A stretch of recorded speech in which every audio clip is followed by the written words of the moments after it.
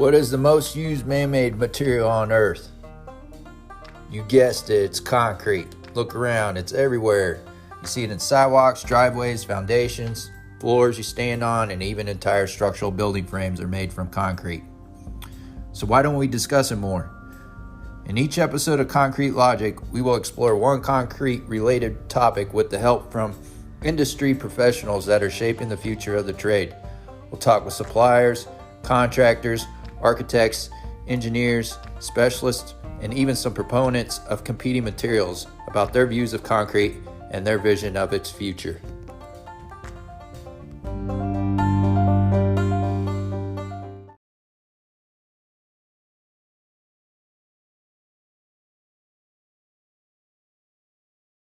All right. Welcome to another episode of Concrete Logic Podcast. Today, I have Grady Lonigan, who is going to help me understand 3D printing. So, Grady, please introduce yourself.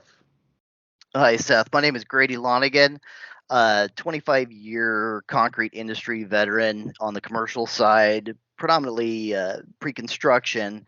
And over the last year plus, I've been focusing my career on the application of 3D print technology, 3D concrete print technology, for the commercial industrial industries for construction.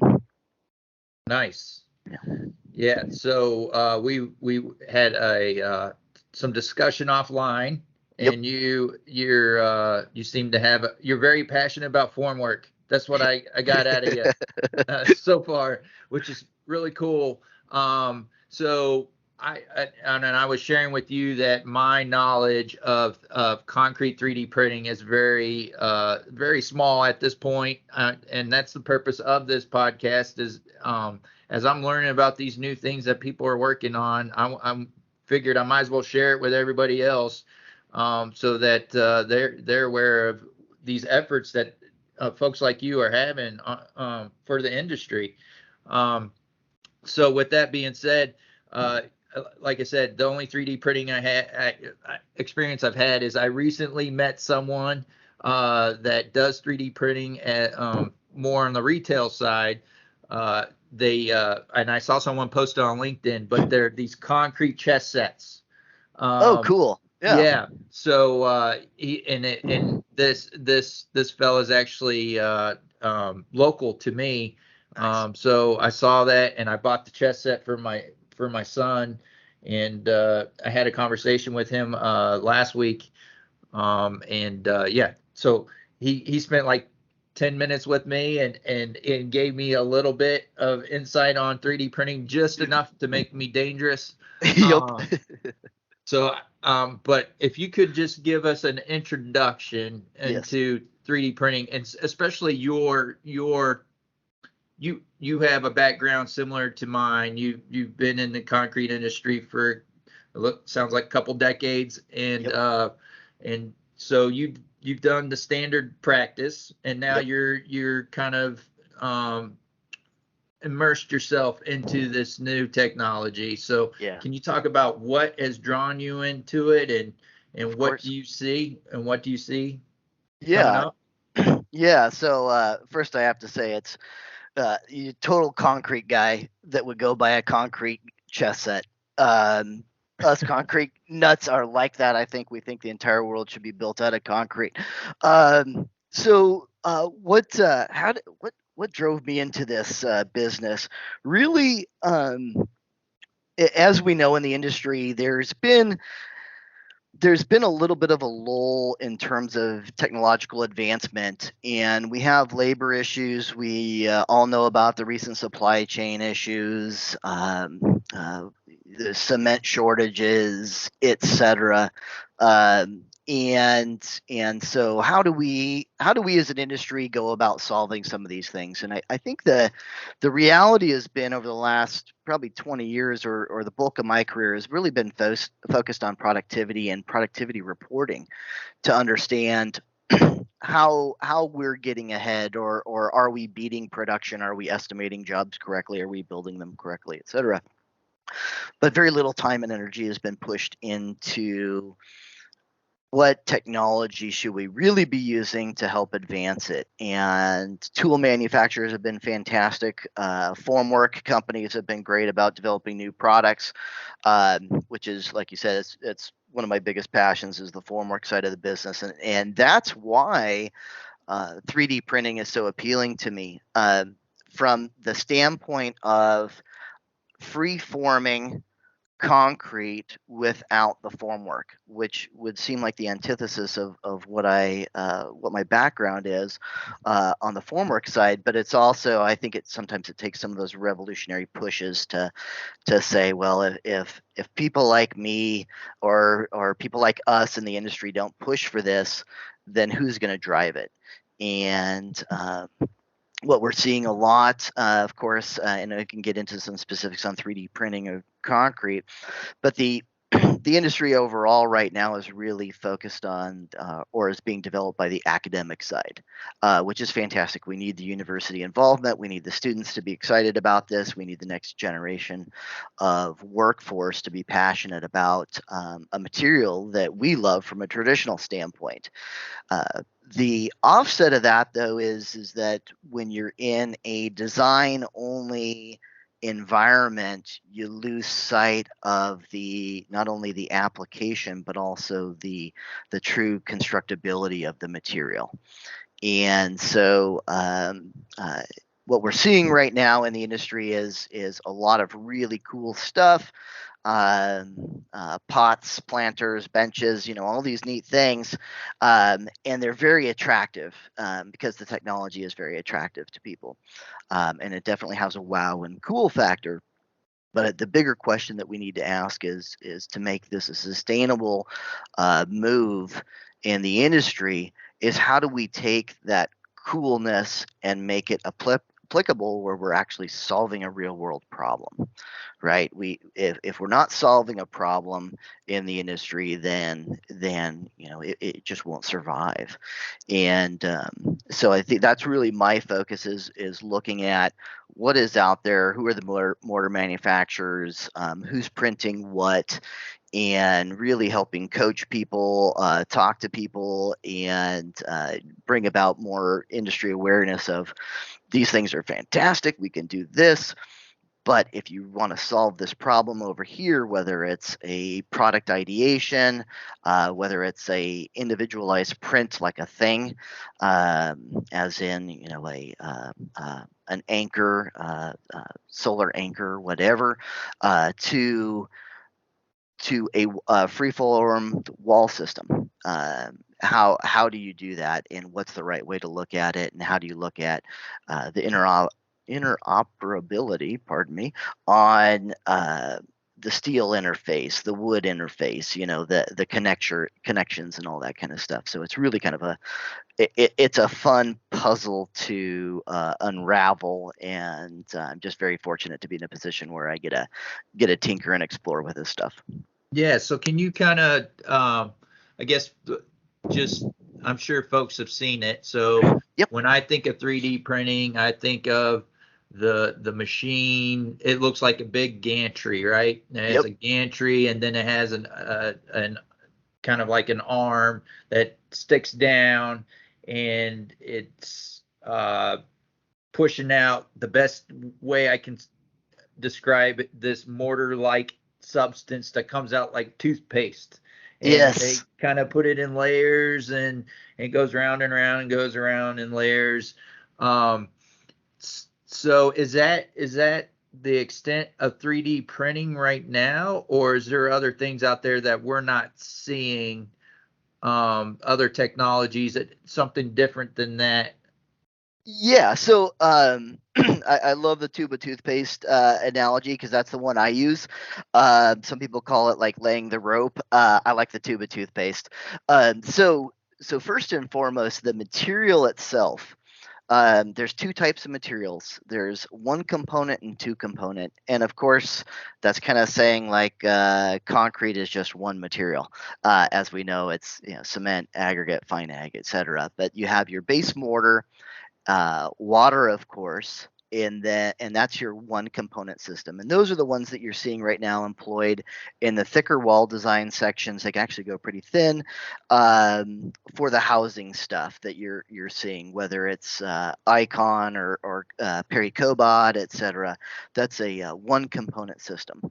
And then you have the two component system, which is basically pretty similar mortar mix, water, and then an activator. And I would say that's like it's just a super activator. Basically allows the material to set up so fast that you can go vertical very quick. And in fact, you can go 30 degrees plus outside of plumb with it, because it activates so fast. Oh, wow. Yeah. It is a cementitious mortar, not a true concrete. It has no mid-size or heavy ag in it right now. There are people testing that, working with that, but it's really a fine aggregate, i.e. sand mortar mix. The beauty of it is that it's hitting, I've seen mixed designs hit from 5,000 to plus 10,000. I think probably the standard is probably 6 to 8 right now, depending on your mix, which mortar system you're using. But it has some definite strengths and weaknesses inherent to it. Now, as you said, the Gen 1, I would say, would be the gantry system. Gen 2 that's out right now, you're seeing a lot more robotic arms. Yeah. More in line with what we would see in automotive manufacturing, and that opens up a whole new world of possibilities, because a gantry system is basically 3 axes. Axi, I'm not sure how I'm supposed to pronounce that. I know what you mean. Yeah, I'll go West Coast on you. Axes. And the robotic arms will allow for 6 axes. So now you're talking about taking a material that's typically deposited down like a tube of toothpaste, right? You point the nozzle down, and you spread it on your toothbrush, and now you're looking at, well, what if you turn the nozzle, you inverted the nozzle and started pushing it out through the top? What would that look like, and what would that do, or any variation thereof? So the interesting thing in that is that you're going to be able to get into larger void wall sections, or void sections in walls and such. Yeah. So that's kind of the gist of the two right now, in terms of systems, kind of how they run. The best way that I think I would explain, if someone said, explain to me what 3D printing is, and let's say they have a base knowledge of concrete construction, I would say, look at your concrete pump that's on your projects right now and see how that pump works. Now, that is obviously, it's got a whole bunch of movement and stuff like that based on the pressure it's pushing through.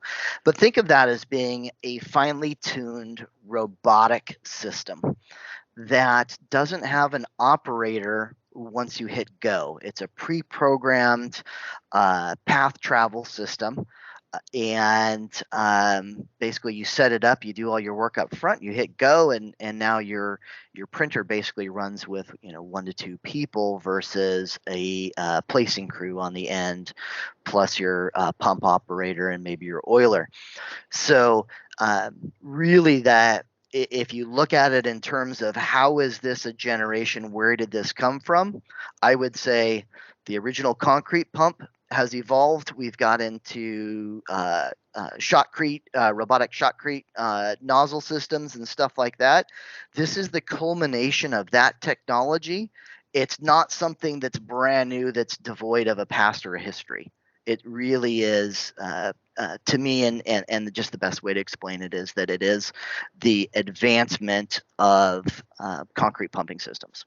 Yeah, and that's why I kind of envision the future of 3D printing as I can imagine like a printer that pulls up that looks like a concrete pump, right? It's Yes. on a truck, and then it has the long long arm on it that Yep. reaches out and Yep. reaches to what it needs to, and it's a fast setup. Yes. Like you can just pull up and set it up just like a concrete pump, and then it does its thing. It prints whatever it's there for, versus right now, of what I've seen is just that gantry set up, and it sits there and it prints that house.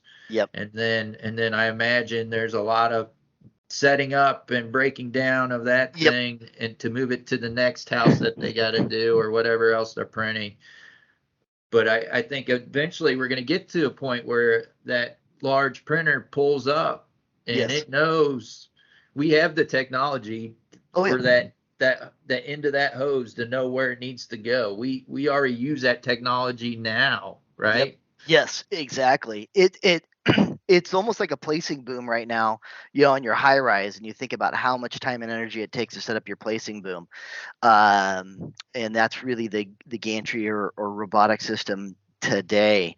Now, every printer manufacturer in the world is already working towards that. Maybe it's going to be Gen 3, Gen 4, but what you're talking about, that mobile based printer that requires very little setup, high accuracy. But yes, like you said, the technology is already there.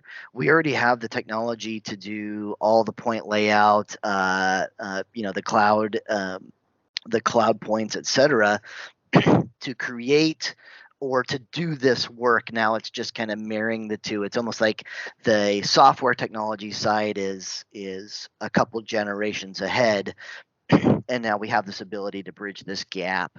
And but yeah, I imagine, pardon me, in the near future we're going to have times and situations where your 3D printed robot will in essence take care of a portion of the work on the job. And the beauty of the robot is that uh, you can run it at off hours. You can run it at different times. And if you think of deck cycles, and this is kind of a long shot, but this is where my headspace goes. And we talked about this a little bit earlier with cores and vertical elements. If you're able to, instead of taking a whole shift night crew to knock out your columns and walls, to set your deck the next morning, if your robot's running all night long and the concrete, it does set up fast enough to do this, then you could take a day off of your deck cycle, or maybe 2 days off of your deck cycle. Now we still have to figure out the incorporation of rebar. I know there's going to Rebar, be yeah. I was going to ask you about people that. people are going to be out there going like, no, dude, you missed rebar. Yeah.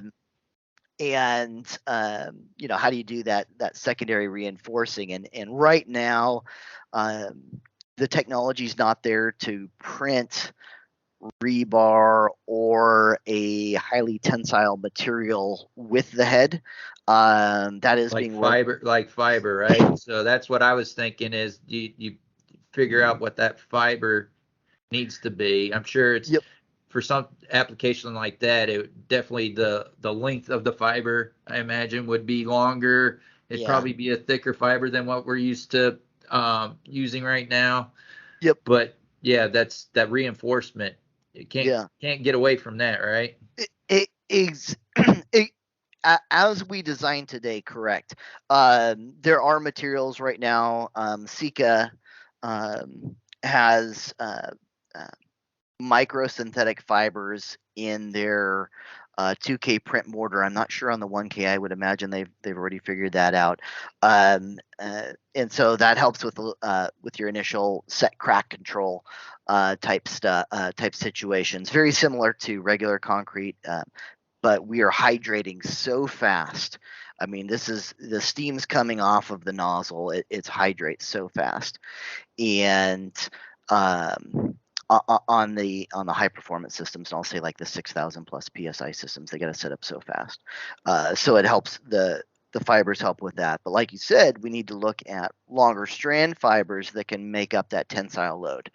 And current design, I think we push concrete in a bunch of ways that are very interesting and very neat with post tensioning cables, etc.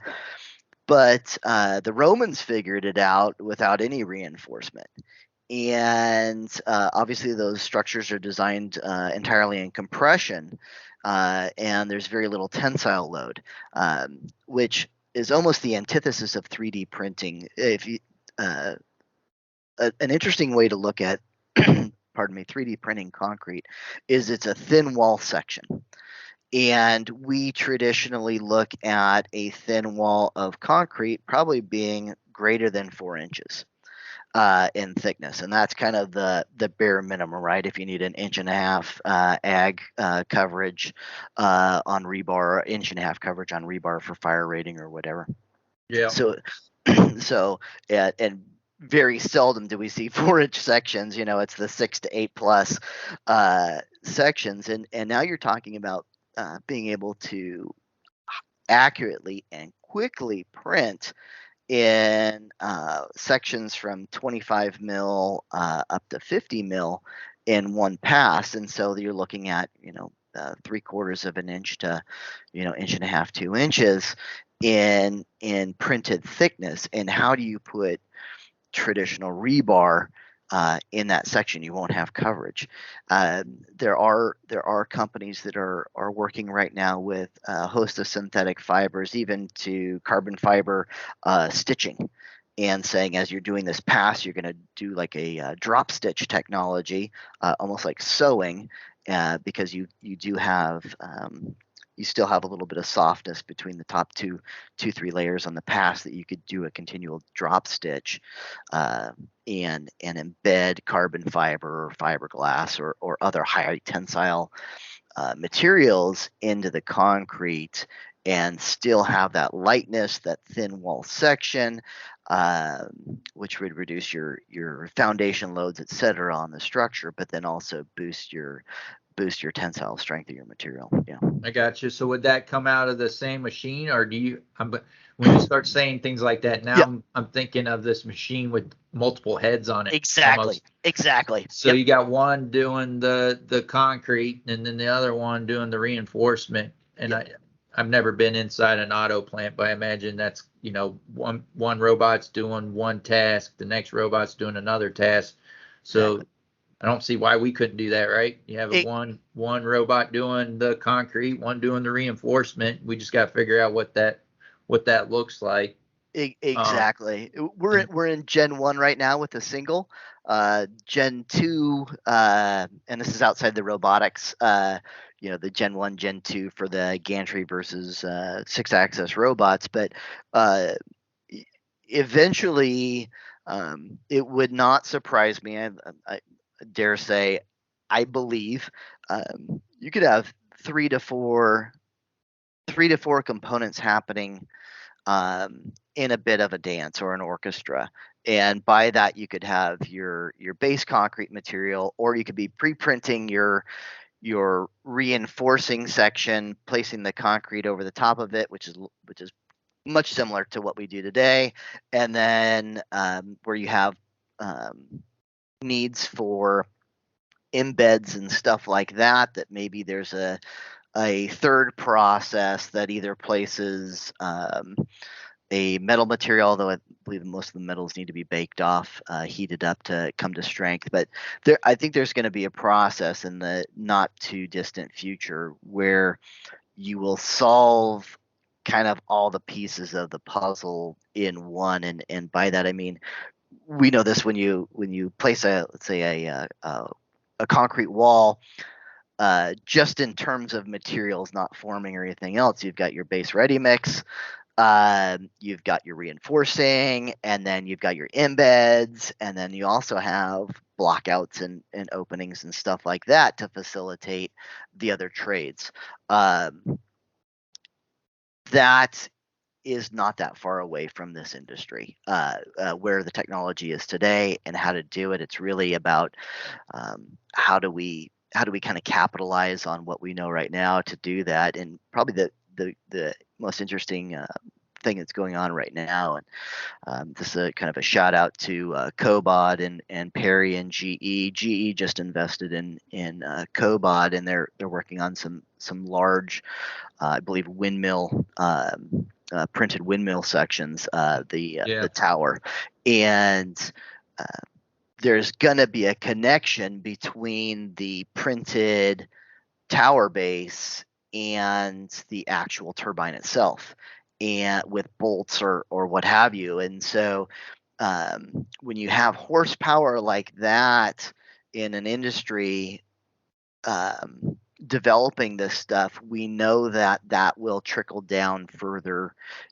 to kind of the everyday side of commercial application. If you're doing a podium deck or something like that, right? That this kind of trickles down that way. So it's definitely out there, and there are big companies working on this.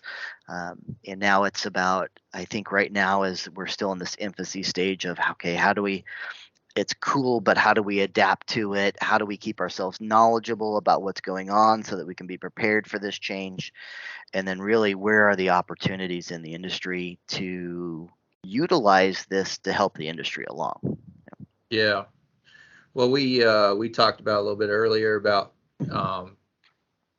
form work and things like that have progressed through the years, have gotten noticeably better. There's better technology on that side of things, but as far as the concrete side of things, I think, well, there's been advances in admixtures and things of that nature, and then with fibers. But it seems like there's a gap, right? There's a gap. There's all these companies that are grasping this technology, and they see us construction guys, us concrete guys over here, and they're like, "Hey, you guys you're doing things the hard way." Yeah. And they're trying to come up with the easier ways for the concrete guys to do what they do. But there seems to be a gap. Yep. And I don't know how to explain that gap, but to me, there's a lot of outsiders trying to get involved with concrete, and then there's concrete guys that, I'm not saying a lot, but I'd say there's a good percentage of them that are not interested in, say, 3D printing or any of those advancing technologies. So to me, there's got to be companies that are already on the concrete side, that are the ones that advance that technology, because I think there's been efforts in the past to grasp technologies and to advance, I guess, our processes and the way we do things.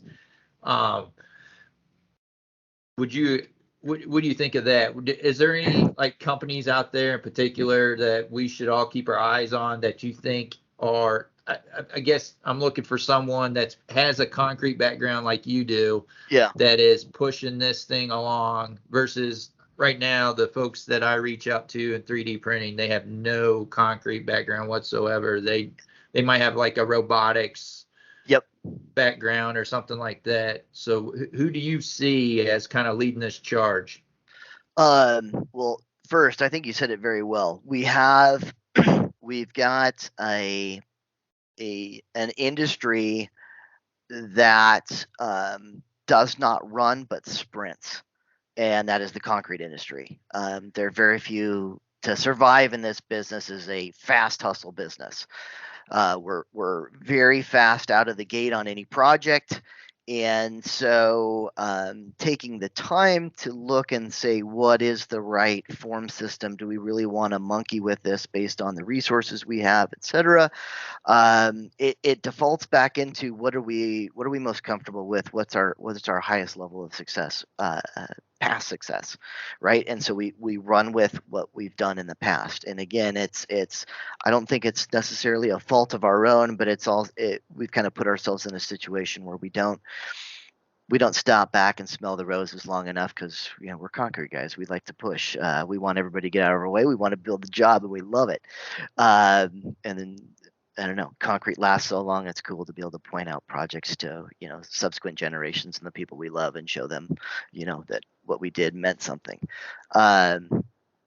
then you have this technology side, like you said, with these outside, and we can even take that to even just chemical companies that are producing curing compounds and form releases and stuff like that. And I think they're doing it right from their side and saying, like, we have this technology and we can do this or we can do that. But what I haven't witnessed personally is the concrete industry actually going to the manufacturer saying, we have a problem, we need help solving it, will you solve this problem for us? And so it's almost like they're shooting in the dark and coming up with all this cool stuff and then saying, hey, how will this work on your job? And there are people that will take the risk and say, well, we'll try it out. There's also a lot of people, and I would say the majority of people, and that majority might be 51%, but I would still say it's majority, that look at the new stuff and say, why am I gonna be your test bed? I gotta go build a job. I got 20 to 40 guys on this job, and we need to thump this thing out and be done. And so we miss that gap, and we miss the opportunity for that advancement.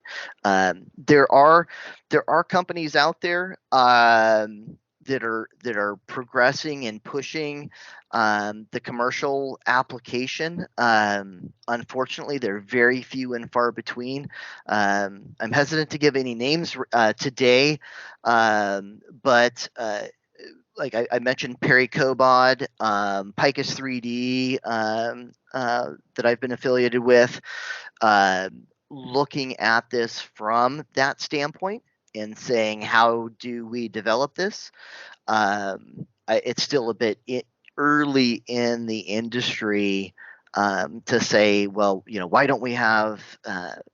haven't we penetrated the industry already? We've been doing this for a year or 2 years, and I think cross-laminated timber is probably a really good recent case study in saying, like, well, people started talking about CLT 10 plus years ago, and now we're beginning to see its utilization in the market, and we still have a ways to go, but there are a lot of people that are looking at exactly that. How do we take industry knowledgeable people, i.e. concrete people, get them interested in this and say, what do we need to do to develop this? And it comes down to kind of this standpoint of design application. That's probably the best way to put it. And it because it is a manufactured product, there is a way to look at this as an industrial designer looks at designing parts for an airplane or parts for a car or your toothbrush, right? There's a lot of design consideration put into the ergonomics, the capabilities, and all this can be done with industrial designers. Construction engineers and architects aren't familiar with the technology yet. And I think that's probably the fastest bridge is to coordinate with industrial design houses, people that are familiar with designing for manufacturing, so that you not only take the aesthetics in, what we consider design, but really the functionality. What can the material do? How can the printer run? And the bulk of the experience, the knowledge that I've seen in actually designing and doing the print pathing and all that stuff on the computer is really the industrial design community. And this is kind of a tangent, but Adidas has I think it's Adidas, so they have a very cool woven technology, 3D printing technology, where it literally looks like a weave, but it's printing multiple printers to do this new footbed and upper on a shoe. And we look and say, well, what does a shoe have to do with concrete? Actually, quite a lot. There's a foundation, there's a mid structure and a superstructure to a shoe, and of course it's taking a different load, but it's actually taking a fairly dynamic load that you could say a building takes, whether it's in an earthquake, whether it's in wind load, etc. And so I really think it's going to take that kind of industrial design application thought process to say, how do we take this fantastic technology that will save labor costs? It is safer because we can manufacture with less people in more controlled environments, et cetera, and create systems, thin-walled systems that really solve problems. And again, I might be running around a little bit in circles here, but the number one thing that I think we as an industry, and this is really, I think, the heart of what you're talking about is how are we solving problems, and what does it look like, and if it's fun and it's cool, that's great. But if it doesn't solve a problem, it's not sustainable. Right. Yep. Yeah, I agree with that. If we're just printing the print, Yeah. it's not doing the industry any good. So we gotta, like you said, take real world issues, problems, and try to figure out a way to solve them. But again, we got to have concrete folks. Yes. Wanting to solve those problems and want to have an open mind. So I think having the conversations like we're having today get people thinking outside the box. I think that's going to push us along. But this sounds like we're not going to solve this problem today, Grady. So we're going to have to this is where we're going to stop for today. But Fantastic. I'd love to get you back on. As you were sharing with me, you got some stuff coming up, and you're going to stay involved with this technology. So yes. I think you're going to be a good resource going forward, and keep me up to date on how things are progressing. So if folks want to get a hold of you, what's the best way, Grady? Probably via LinkedIn, Grady Lonigan, Lonigan. You'll see a short grinning guy on there with some concrete experience. That's probably the easiest way to get a hold of me. And just really quick here, there are a lot of government agencies that are exploring this technology through grants. One of which is the National Science Foundation. So, hopefully in a couple months we can do this again, and I'll be able to share a really monumental project that could change Manhattan, and really excited about working on that and where that can go. So once we get to the next stage on that one, I'll be able to give you some more and talk about how we're advancing technology on that project. Yeah, man, that sounds great. I would appreciate it when you, like I said, when you get to that point, reach out and we'll get you back on. Absolutely. Grady, I appreciate you coming on Concrete Logic Podcast, and hope to talk to you again soon. Likewise. Thanks for having me, Seth. I appreciate it. Yes, sir.